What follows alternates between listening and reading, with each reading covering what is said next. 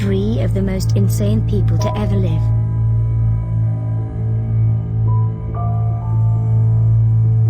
One. Vlad Dracula.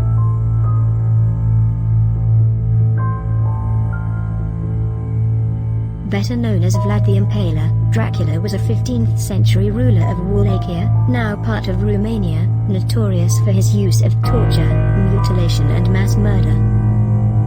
Vlad's military exploits saw him praised by many as a hero, but his unmatched cruelty and penchant for barbaric executions, often against his own people, contributed to his reputation as one of history's most cold-blooded killers.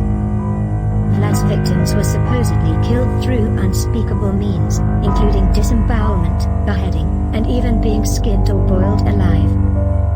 Still, his preferred method was impalement, a grisly process in which the victim had a wooden stake slowly driven through their body, before being left to die of exposure. It is rumored that Vlad enjoyed dining among the impaled bodies of his many victims, and would even dip his bread into their blood. This strange and disgusting act, the name Dracula, and his birth in Transylvania, would be inspiration for the vampire in Bram Stoker's 1897 novel Dracula. 2. Elizabeth Bathory. Known by many as Blood Countess, Elizabeth Bathory, a Hungarian noblewoman, is considered to be one of history's most evil female mass murderers. In the late 16th and early 17th centuries, Bathory was said to lure young peasants to her castle, usually with an offer to work as servants. She would then lock them inside, and torture them violently. Many were stripped of all clothing, and left to freeze to death, while others were beaten, or stabbed with long needles.